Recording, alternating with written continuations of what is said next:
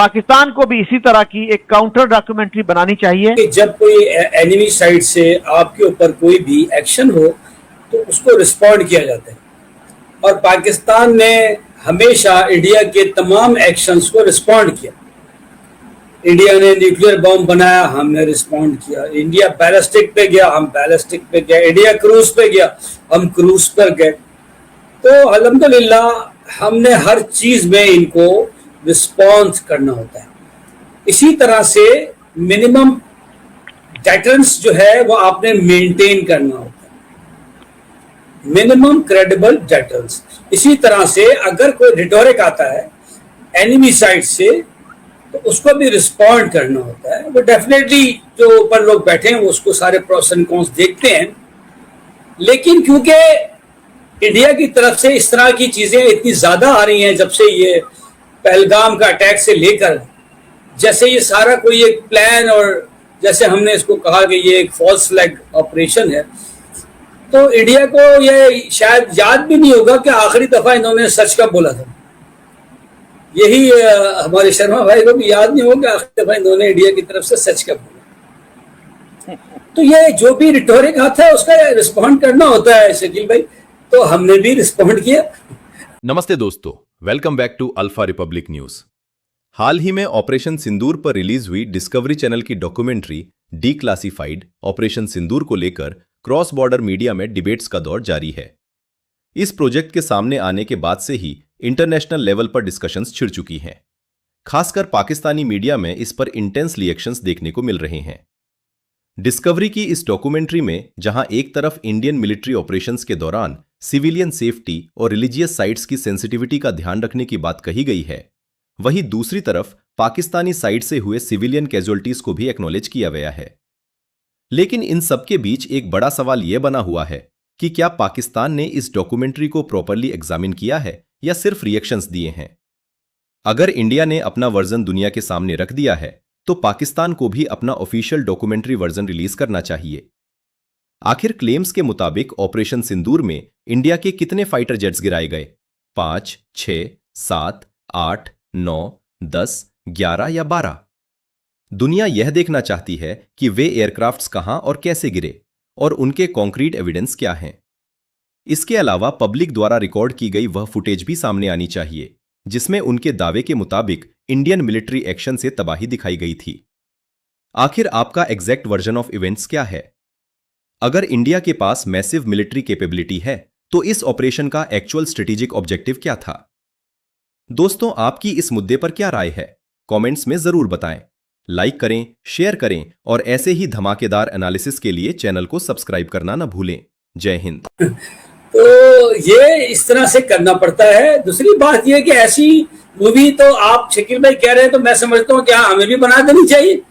अगर ऐसी ही मूवियों से दुनिया का जो माइंडसेट है उसको चेंज किया जा सकता है और दुनिया समझती है कि कोई भी अपने मुल्क के बारे में, तो मैं समझता हूँ इसराइल को बना देनी चाहिए कि जी बड़ा हमारे पास तो ऐसा हो गया जी, और 75,000 बंदे, औरतें, बच्चे उन्होंने मार दिए, उसको जस्टिफाई कर दें। तो ये कहना कि जी इस तरह की मूवी हमने बना दी और उसको आप बिल्कुल आप समझ सकते हैं, आप लोग वहां के हैं, आप लोग को पता है, तो आप उसको सच जाने झूठ जाने वो आपका मसला है। लेकिन हमारे कंट्री के लिए ये सारा बिल्कुल बेसलेस और फेक है। उसकी वजह यह है कि मैं तमाम फोरम पर हमेशा मीडिया पर एक ही डिमांड मेरी करता रहा। वो डिमांड ये था कि एक क्लिप दिखा दें जिसमें नूर खान बेस अंडर फायर हो। आपके पास जो भी क्लिप्स हैं उसमें क्रेटर पड़ा हुआ है, एक लैंडिंग स्ट्रिप आप दिखाते हैं या ऊपर से सैटेलाइट से दिखाते हैं कि जैसे वो किसी ने इंक डाली और एकदम से इंक फैल गई, कुछ पता नहीं चलता। अच्छा, जब मुरीद के पे अटैक किया है बाकी जगह पे, भावलपुर पे, तो सारी दुनिया ने उसके खड़े होके मोबाइल से पिक्चर बनाए हैं, क्योंकि ये एक कल्चर है कि यार कुछ हो जाता है लोग क्लिप बनाते हैं और डाल देते हैं यूट्यूब पर। वो तो बाद में पता चलता है कि यार क्या चीज थी। नूर खान बेस मेन रोड के ऊपर है, आपको अच्छी तरह पता है, पिंडी इस्लामाबाद की, और वहां पर किसी ने कोई क्लिप आज तक मुझे नहीं मिली कि नूर खान बेस अंडर फायर हो, आग लगी हुई है जी, और भी कोई बेस, ठीक है। अब कहीं उसके दूर कहीं जाके वो रनवे की आपने तस्वीरें दिखाई हर जगह के जी क्रेटर है लैंडिंग स्ट्रिप के ऊपर। तो ये इसको कैसे मान लें? तो इसी तरह से मैंने हमेशा कहा कि एक क्लिप के साथ मैंने एक और वर्ड यूज किया कि एक कंट्री अपने साथ मिला लें, जो आपके साथ खड़ा हो के ये कह दे कि बिल्कुल सही है, ये जो आप इनके ऊपर इल्जाम लगा रहे हैं, ये डोजियर आपने हमें दिखाया और इसके अंदर तो भाई बड़ी क्लियर एविडेंस है, 100 नहीं 101%। हम अपने जो फॉरेन ऑफिस से ये ऐलान करते हैं कि जनाब हमने इसको पूरा पढ़ लिया और उसमें बिल्कुल क्लियर है कि जी ये PAK-ISTN जो है इसमें इन्वॉल्व है। तो मैंने कहा चलो भूटान से ही गलवा दें, नॉट अ सिंगल कंट्री। तो ऐसे रिटोरिक, इस तरह के बयानिए, इस तरह का नैरेटिव तो कोई भी बना सकता है जी।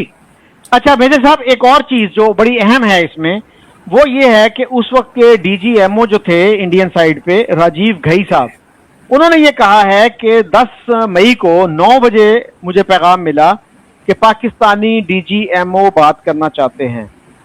तो मैंने कहा जी अच्छा थोड़ी देर में करते हैं। फिर उस हॉटलाइन में कुछ प्रॉब्लम आ गया तो वो फिक्स हुई। फिर 3:30 बजे वो कहते हैं बात हुई। उनके बकौल पाकिस्तानी DGMO जो थे मेजर जनरल काशिफ अब्दुल्ला, उन्होंने ये कहा कि जी आपने हमारा काफी नुकसान कर दिया है, ब्रह्मोस आपने बहुत चलाए हैं, तो अब सीज फायर करते हैं, अब आप सेटिस्फाई हो गए होंगे। तो उस पे जो है उन्होंने कहा कि ठीक है जी, वो एग्री कर लिया कि 5:30 बजे सीज फायर होगा। और उसमें एक और डेवलपमेंट ये हुई कि 10 बजे मार्को रूबियो जो अमेरिकन वजीर खारजा हैं, उनका अपने counter part, Indian counter part doctor Jaishankar को फोन आया और उन्होंने कहा कि वो पाकिस्तानी जो है सीज फायर करना चाहते हैं। तो उन्होंने कहा जी उनको कहें फिर DGMO, हमारे DGMO से बात करें। तो इस तरह से सीज फायर हुआ। तो आप क्या कहते हैं, is this a credible version of events? देखिए इसमें यह था कि DGMO बाकायदा तमाम फौज के साथ, इसमें सारे कोर कमांडर्स भी थे और COS भी थे, ये सब गए बॉर्डर के ऊपर और जाके इनके आगे हाथ जोड़े हैं और इनसे रिक्वेस्ट की है कि यार खुदा के वास्ते ये रोक दो, आपने जो करना था कर लिया। और ये जो आपकी सूफिया कुरैशी चिल्ला रही है टेबल पे बैठकर कि we don't want escalation, we don't want escalation, we don't want escalation, तो पता नहीं कौन सी एस्केलेशन, हमने कौन सी एस्केलेशन? एस्केलेशन तो आप कर रहे हैं, माफ करो यार खुदा के वास्ते। और आप बोलते हो तो प्राइम मिनिस्टर को भी हाथ पकड़ के ले आते हैं इधर बॉर्डर पे और वो भी माफी मांग लेता है, तो बंद करो यार जल्दी से।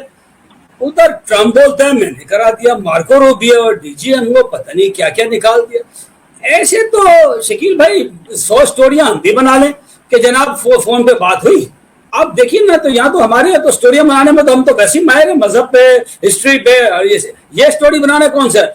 अच्छा मेजर साहब, क्योंकि पाकिस्तान की तरफ से ये कहा गया था कि सीज फायर की रिक्वेस्ट इंडिया की तरफ से आई, इंडियंस ये कह रहे हैं कि सीज फायर की रिक्वेस्ट पाकिस्तान से आई, तो यस सर नो में आप जवाब दे दीजिए, किसकी तरफ से आई, कौन गलत कह रहा है, कौन सही? देखिए मैंने इसलिए आपको सूफिया कुरैशी की स्टेटमेंट का हवाला दिया। नहीं, वो तो आपकी बात दुरुस्त है, वो ऑफिशियल स्टेटमेंट है क्योंकि वो ऑफिशियली मेरे साथ मिलिट्री की स्पोक्स पर्सन थी। सॉरी मैं ये कह रहा हूँ, उससे जो है ना, उससे भी सीनियर लोगों ने, एक मिनट, उससे भी सीनियर लोगों ने ये तो कहा कि हम एस्केलेशन नहीं चाहते। सोफिया कुरैशी से बहुत सीनियर लोगों ने यही कहा। और जो पहली कम्युनिकेशन हुई यानी ये स्ट्राइक्स करने के बाद इंडिया ने, वो यही कहा था कि हम एस्केलेशन नहीं चाहते, हमने पाकिस्तान की मिलिट्री को टारगेट नहीं किया, हमने जिनको हम टेररिस्ट टारगेट समझते हैं उनको हिट किया। शर्मा जी आप ब्रीफली को बात कीजिएगा, फिर वसीम मैं जरा एक चीज बोलना चाहूंगा। मेजर नदीम जो है मेरे बड़े भाई की तरह सीनियर आदमी है, मैं इनसे एक चीज पूछना चाह रहा था कि sir we don't want escalation and we want ceasefire, ये दो अलग अलग सेंटेंसेस हैं, इनको जोड़ने के लिए आप किसने बोला है, DGSPR ने या प्राइम मिनिस्टर ने? क्या बात कर रहे हैं, समझ लिया ये दोनों की मीनिंग। मैं कह रहा हूं डोंट वांट एस्केलेशन तो यूक्रेन में भी बोला जा रहा है ना, डोंट वांट एस्केलेशन, क्या सीज फायर हो गई वहां पे? डोंट वांट एस्केलेशन मतलब हम एस्केलेट नहीं करना चाहते, ये बात तो हर दुनिया में हर आदमी बोलता है, लेकिन वी वांट सीज फायर ये किसने बोला था? डोंट वांट एस्केलेशन ये तो हर आदमी, ये तो हमारी सोफिया कुरैशी पहले दिन से बोल रही है। एस्केलेशन का मतलब यही होता है कि बस सीज फायर करना, यही दोनों का इंटरचेंज मतलब होता है सीज फायर। मेरा चलें। भी यही ख्याल है। अच्छा, चलें। आप बेहतर समझते हो कि मैं आपकी बात की। चलिए वसीम साहब आप कैसे देखते हैं इस अब तक जो हमारी डिस्कशन हुई है उसको?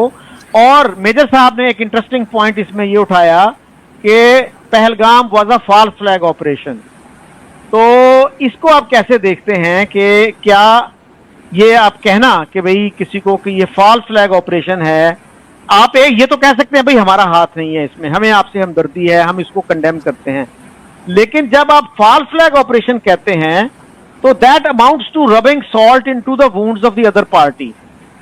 तो आप कैसे देखते हैं इस क्लेम को? और क्या इंटरनेशनल मीडिया में किसी ने, चाइना का मीडिया ले लें, ब्रिटेन का मीडिया ले लें, अमेरिका का ले लें, किसी मीडिया हाउस ने, किसी क्रेडिबल मीडिया ऑर्गेनाइजेशन ने, किसी जर्नलिस्ट ने, किसी वर्ल्ड लीडर ने ये कहा कि ये फॉल्स फ्लैग ऑपरेशन है?